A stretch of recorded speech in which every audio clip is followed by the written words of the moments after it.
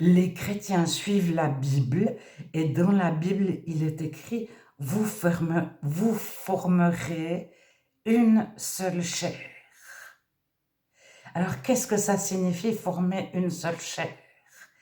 Ben, la première chose, c'est qu'on déborde de l'amour reçu de Dieu pour l'autre, de l'amour agapé de Dieu.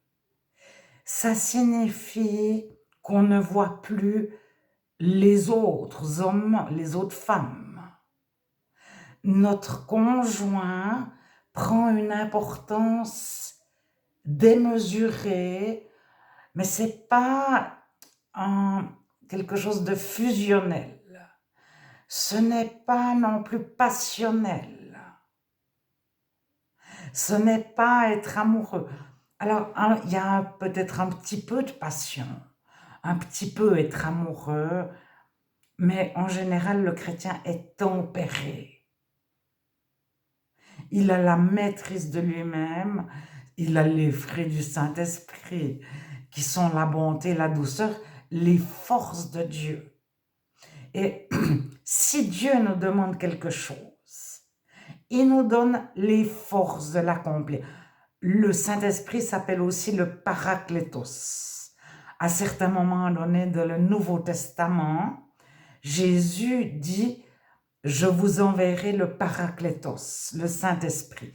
Alors, Parakletos est parfois traduit par consolateur. Mais derrière Parakletos, c'est intraduisible en français. C'est Dieu donne la force à toute chose, à toute situation, encore plus si lui le demande. Alors, former une seule chair, c'est pas être chaste, prude, frustré. On fait l'amour seulement pour avoir des enfants, seulement missionnaire, etc. C'est rempli de tabous. Former une seule chair, c'est indépendamment de la plastique de l'autre. Avoir un plaisir qui surpasse celui qu'une très jolie fille ou un très joli jeune homme pourrait donner avec une ambiance, etc. Alors, cuisiner les couples réellement chrétiens, pas de culture chrétienne, mais qui avaient les deux le Saint-Esprit. Peut-être qu'ils sont nés dans une famille où on ne parlait pas de sexualité, ils ne savent pas tellement en parler. Mais cuisinez-les quand ils ont 80 ans. Alors, souvent, ils vont dire qu'il y a eu un passage à vide quelque part. Pas forcément, mais plusieurs le diront. Mais si vous les écoutez parler de sexualité, ils ont eu leur mariage durant une sexualité épanouie, non frustrée. Alors, on a des clichés, enfin, les non-chrétiens ont des clichés, une panoplie de clichés. Mais dans la Bible, Dieu écrit, c'est pas Dieu, mais j'entends, celui qui est jeune marié doit réjouir la femme de sa jeunesse et il prend une année de congé. Et il n'a pas d'obligation, c'est-à-dire pas d'impôt, pas d'obligation de faire l'armée, etc. pendant toute une année. Et c'est marqué comme le fiancé fait la joie de son fiancé, ailleurs, Dieu se réjouit. Alors les fiancés, ils faisaient déjà l'amour ensemble. Parce que les fiançailles, c'était le temps qu'il fallait pour payer la dot. Mais s'il fallait 20 ans pour payer la dot, ils étaient fiancés et ils étaient déjà Ils habitaient déjà ensemble, sous le même toit. Alors ça, juste une petite parenthèse, il faut faire très attention. Dans le vocabulaire de la Bible, il y a des fois des mots, on se dit, tiens, ça c'est ça, et c'est comme on pense nous. Et pas du tout. Alors, il y a deux, trois mots, pas tous, hein, mais maison, famille, fiancé, fiançailles, etc. Il y en a d'autres. Mais pour revenir à une seule chair,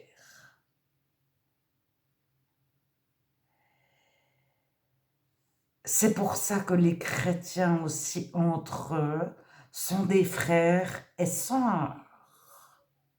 Ça signifie que c'est des groupes mixtes et ils voient tous les autres comme des frères et sœurs, même la plus jolie fille de l'église, si la personne est réellement chrétienne.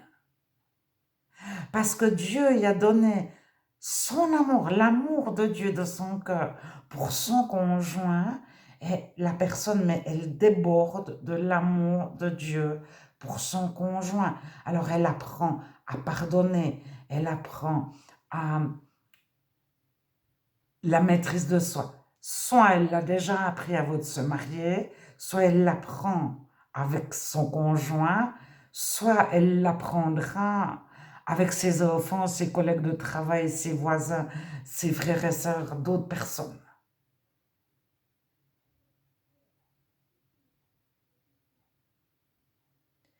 Alors, le mariage, c'est une bénédiction, c'est pas passer la corde au cou, c'est heureux l'homme qui trouve une femme et il trouve le bonheur. Alors, le bonheur que reçoit le chrétien vient de Dieu. C'est la joie de Dieu. La joie de Dieu est permanente. Et le chrétien, il est comblé en permanence. Mais ça ne veut pas dire qu'il est prude, chaste, frustré. Je ne sais pas comment dire. Mais former une seule chair, c'est vraiment au niveau de la sexualité, d'être dans une telle symbiose qu'on est le prolongement de l'autre. On se rend compte si l'autre a du plaisir ou pas avec des gestes minuscules. C'est le contraire du viol, qui est fait avec beaucoup de mouvements, dans une brutalité. C'est de la tendresse, mais ça ne veut pas dire qu'il n'y a pas des mouvements, etc. Mais il y a une telle sensibilité à l'autre, une telle connaissance de l'autre. On ne peut pas tricher non plus. Ou alors, Dieu va nous donner de l'amour et ne pas forcément mettre en lumière. C'est toujours Dieu qui décide quoi mettre en lumière. Et peut-être qu'un des deux a besoin d'une protection particulière, que tout ne peut pas être mis en lumière aux yeux de son conjoint.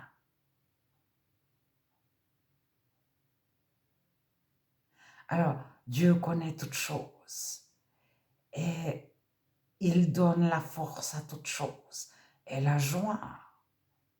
C'est pas serrer les dents, serrer les poings. Moi, je reste parce que je dois, il faut, etc.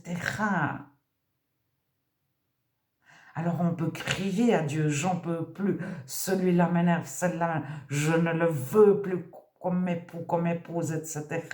J'en peux plus. Dieu, tu m'as demandé, etc. Maintenant, on a deux enfants, etc. Donne-moi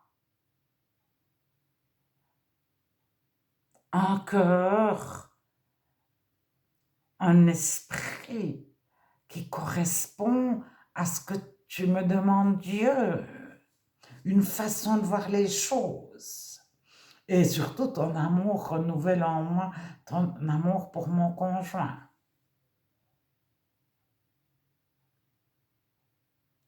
Et le couple, c'est l'apprentissage du non-égoïsme, c'est-à-dire de l'amour agapé.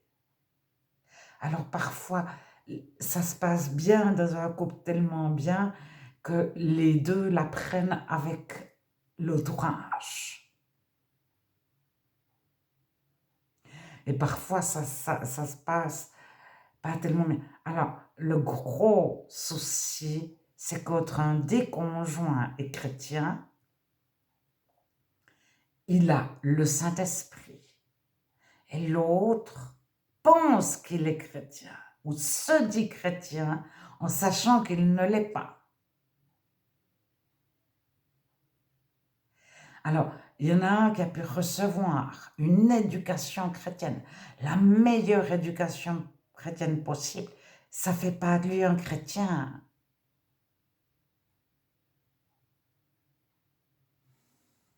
Et l'autre, il est rempli du Saint-Esprit. Et quand ils ont 20 ans, 25 ans, ils ont été les deux convaincus que les deux étaient chrétiens. Mais demandez à Paul Washer, qui est un États-Unien, qui a marié Caro Washer. Ils se sont mariés en tant que chrétiens évangéliques. Elle était née dans une famille évangélique. Lui, je ne sais pas. Mais ils ont été mariés plusieurs années. Elle allait à l'église avec lui. Elle priait avec son mari, etc. Comme elle avait appris. Et elle a dit, je ne connaissais pas Dieu.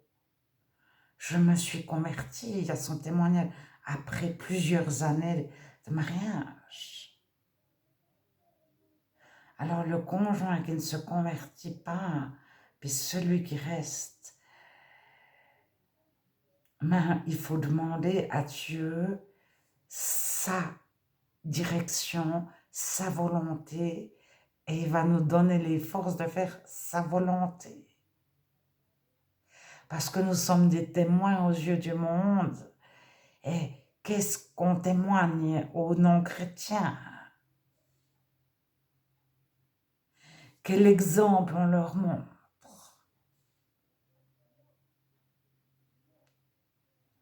Alors, je crois que j'ai tout dit, mais je redis encore que former une seule chair, ceux qui le vivent, je suis certaine que ça dépasse toutes les attentes, tous les fantasmes des non-chrétiens.